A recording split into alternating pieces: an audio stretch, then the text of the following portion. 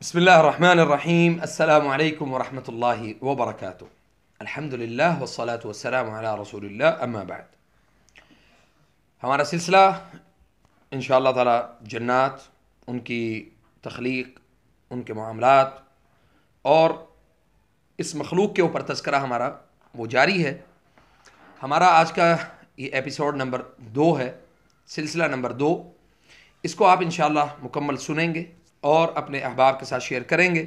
ہماری صورتحال کو یعنی سارے معاملات کو، معلومات کو آپ تک پہنچانے سے پہلے آپ دیکھ رہے ہیں ابو سہل راقی یوٹیوب چینل، اور آپ سے گزارش ہے کہ آپ اس کو سبسکرائب بھی کریں اور احباب کے ساتھ شیئر بھی کریں، لائک کریں یا نہ کریں، اس سے یعنی میرا خیال ہے کہ اس کی ہمیں ضرورت نہیں ہے، زیادہ ضرورت معلومات کو شیئر کرنے کی ہے۔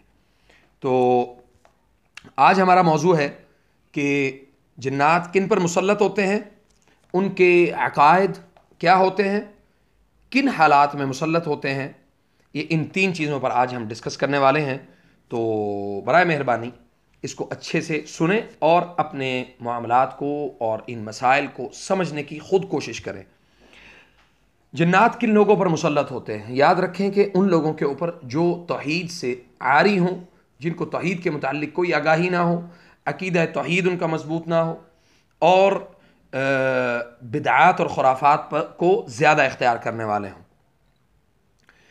اسی طرح جنات ان لوگوں پر مسلط ہوتے ہیں جو خواتین خوشبو لگا کر کے گھر سے باہر نکلتی ہیں، یعنی جہنمی عورتوں میں شمار ہوتا ہے، ان کا زانی عورتوں میں شمار ہوتا ہے۔ اسی طرح بے نماز آدمی کے اوپر بہت جلدی مسلط ہوتے ہیں کیونکہ اس کا تعلق اللہ کے ساتھ بالکل کمزور ہے۔ اسی طرح تعویذ دھاگے پہننے والے لوگوں کے اوپر بہت جلدی شیاطین کا حملہ ہوتا ہے، خاص طور پہ ان کے جو یعنی جو معاملات ہیں، مثلاً جو بدعات اور خرافات والے لوگ ہیں ان کے اوپر، اور خاص طور پہ گانے کی محافل میں، جو میوزک کی بڑی محفل ہوتی ہے اس میں لوگوں کے اوپر بہت جلدی مسلط ہو جاتے ہیں۔ عاری بے حجاب عورتوں کے اوپر بڑی جلدی مسلط ہوتے ہیں، اور اسی طرح جو زانی مرد ہیں، لوطی یعنی لواطت کرنے والے ہیں، ان کے اوپر بڑی جلدی مسلط ہوتے ہیں۔ اور وہ افراد جو سود اور ربا یعنی سود کو کھانے والے ہیں، ان لوگوں کے اوپر بہت جلدی مسلط ہوتے ہیں۔ سودی کاروبار کرنے والے لوگوں کے اوپر بہت جلدی ان کا حملہ ہوتا ہے، جیسا کہ قرآن کریم میں بھی اللہ رب العزت نے فرمایا کہ الذی یتخبطہ الشیطان من المس، شیطان ان کو مخبوط کر دیتا ہے اور خراب کر دیتا ہے۔ اسی طرح ہمارا دوسرا جو موضوع ہے وہ ہے عقائد ان کے کیا ہیں۔ ان میں مسلمان بھی ہیں، ان میں عیسائی بھی ہیں، یہودی بھی ہیں، بدھ مت بھی ہیں، ہندو بھی ہیں، شیعہ بھی ہیں، ملحد اور کافر بھی ہیں، اور بدعات اور خرافات والے بھی ہیں، کافر بھی ہیں، اور والعاصی گناہ، بہت زیادہ گناہ کو کرنے والے بھی ہیں۔ اور جیسا کہ اللہ رب العزت نے فرمایا ہے وَأَنَّا مِنَّا الصَّالِحُونَ وَمِنَّا دُونَ ذَلِكَ كُنَّا طَرَائِقَ قِدَدًا، سورۃ الجن۔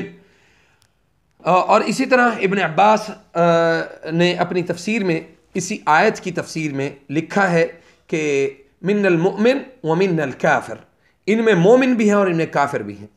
اور ابن تیمیہ رحمہ اللہ، انہوں نے بڑی وضاحت کے ساتھ اس حوالے سے بیان کیا ہے۔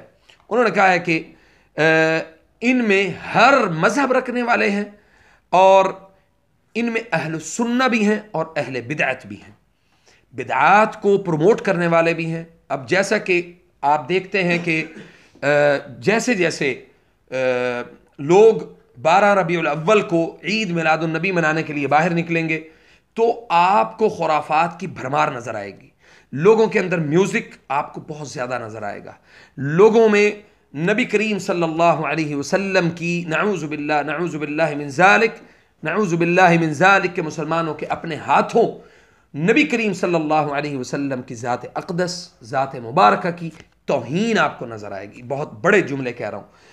اور اسی طرح ان میں عیسائی بھی ہیں، اکثر جب ہم مریض کے اوپر رقیہ کرتے ہیں تو زیادہ تر ہمیں یہودی نظر آتے ہیں۔ زیادہ تر ہمیں عیسائی نظر آتے ہیں، ہندو ہمیں زیادہ نظر آتے ہیں۔ کن حالات میں یہ مسلط ہوتے ہیں؟ کن حالات میں؟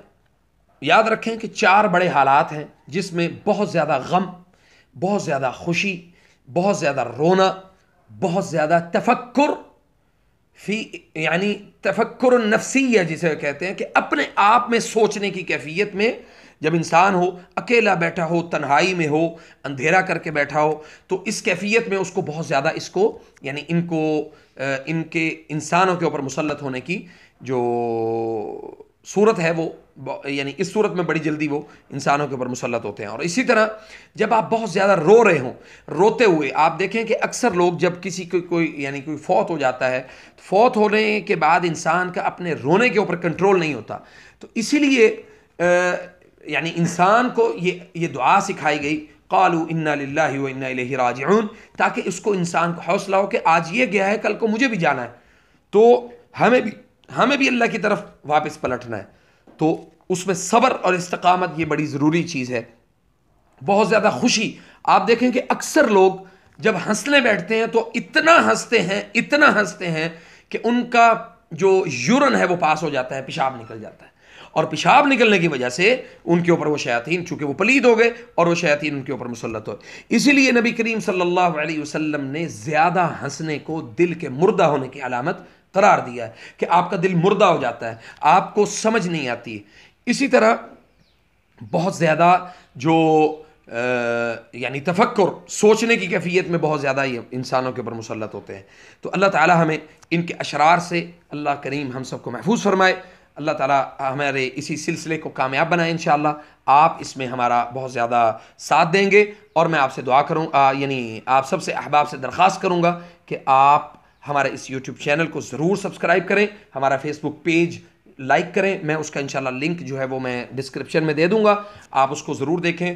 اور اسی حوالے سے میں یعنی آپ کے جو اچھے پازیٹیو کمنٹس ہیں ان کا میں شدت سے انتظار کروں گا۔ فجزاکم اللہ خیر۔ السلام علیکم ورحمۃ اللہ وبرکاتہ۔